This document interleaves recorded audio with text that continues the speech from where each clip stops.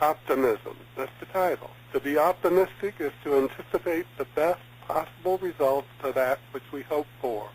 A true optimist has learned to speak to the most favorable aspects of actions and events that come to their attention or which show up in their experience. Now, Helen Keller was of this opinion. She said, optimism is the faith that leads to achievement. Nothing can be done without hope and confidence. And this state of mind was the reason for her great success in overcoming that which would have prevented others from any great achievement. Now, optimism, like enthusiasm, is something that we can't fake. We have all heard the statement, fake it until you make it, but we also know that the transparent people appear to be so transparent when they're displaying false optimism or enthusiasm. Our optimism, like our enthusiasm, must come from within a consciousness that truly keeps faith with the best in all situations and things. This consciousness is formed with faith and love of oneself. This consciousness is formed with faith and love of oneself. Now, we all know that whatever God's going to do for us, God must do through us, but if we don't love ourselves, if we're constantly putting ourselves down, there's a little opportunity for God to work through that. Now, I have some other words here that I want to share. And this actually wasn't included in that message on March 2nd on the Internet.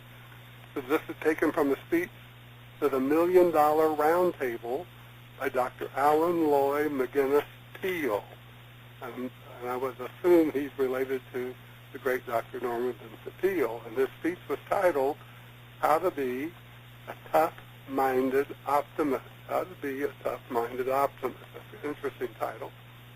He writes, in December 1914, the great Edison laboratories in West Orange, New Jersey, were almost entirely destroyed by fire. In one night, Thomas Edison lost $2 million worth of equipment, and the record of much of his life's work went up in flames. Edison's son, Charles, ran frantically about trying to find his father. Finally, he came upon him standing near the fire, his face ruddy in the glow, his white hair blowing in the wind. My heart ached for him, Charles Edison said. He was no longer young, and everything was being destroyed. He spotted me and said, "Where's your mother? Find her, bring her here. She'll never see anything like this again as long as she lives." The next morning, walking about the charred embers of so many of his hopes and dreams, the 67-year-old Edison said, "There is great value in disaster. All our mistakes are burned up. Thank God we can start anew. Thank God we can start anew." Now, that's a pretty powerful, optimistic statement. As a matter of fact, I would say most people aren't as optimistic given the same circumstances. As a matter of fact, I think just about everybody wouldn't be as optimistic. That was a powerful consciousness of Edison.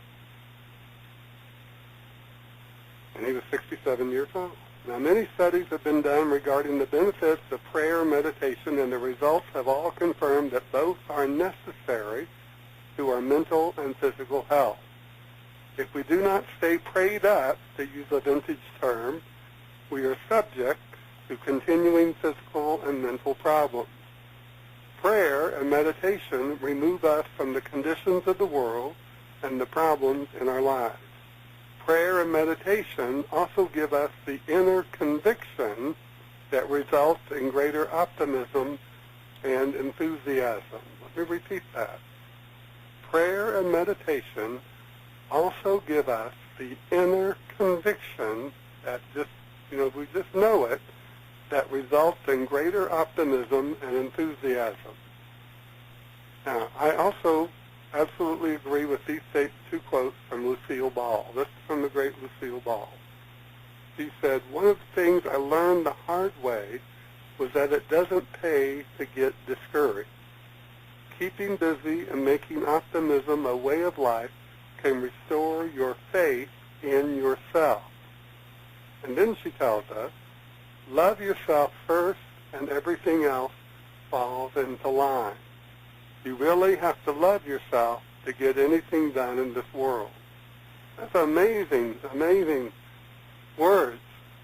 And like I said, it's from the great Lucille Ball. So she's telling us, just as we understand from the Mastermind Jesus, that we must think more highly of ourselves. You know, when Jesus healed the man of palsy, to pick up your bed and walk, he understood that the man had degraded himself internally, that within his own consciousness this man had done something that triggered a physical response and created something in his life that harmed him. So we must understand that we must love ourselves. And I don't mean, love ourselves and say, oh, I'm better than someone else. We know better than that. But to truly love who we are, and to truly believe that there's something in us that's worthwhile, that's worthy of the good, worthy of having achievements, worthy of having things go our way. But she tells us you really have to love yourself to get anything done in this world. Now the world, through well-intentioned parents, teachers, etc., has conditioned us to value humility. But does an optimist or someone who has great enthusiasm need to concern themselves with whether they are perceived as being humble? I don't think so. I also believe that a healthy love for oneself is one of the most important things we must cultivate and nurture. Does this make us arrogant? Absolutely not. It only makes us arrogant to those who don't rise to the same consciousness.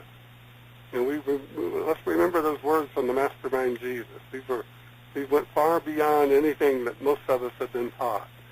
He said, love God with all your heart, with all your soul, with all your mind, and love your neighbor as yourself. In other words, he was telling us we have to love everything, and that includes that person we see in the mirror. We must absolutely love ourselves. If we don't love ourselves, most of our optimism and most of our enthusiasm will be fake. Because if you don't love yourself, it's so hard to be optimistic about anything. It's real hard to be enthusiastic about anything. And most of the time, the people who don't love themselves end up medicating themselves because they get so depressed they become suicidal. So it's up to us to learn to love ourselves. It's up to us to never, never diminish who we are. Never tell ourselves that we're anything but worthy. Never tell ourselves that we're anything but someone who's ready and willing to let God use us in the most loving and wonderful way to give back to this world the gifts that God has instilled within each and every one of us, and that includes you and me and everyone.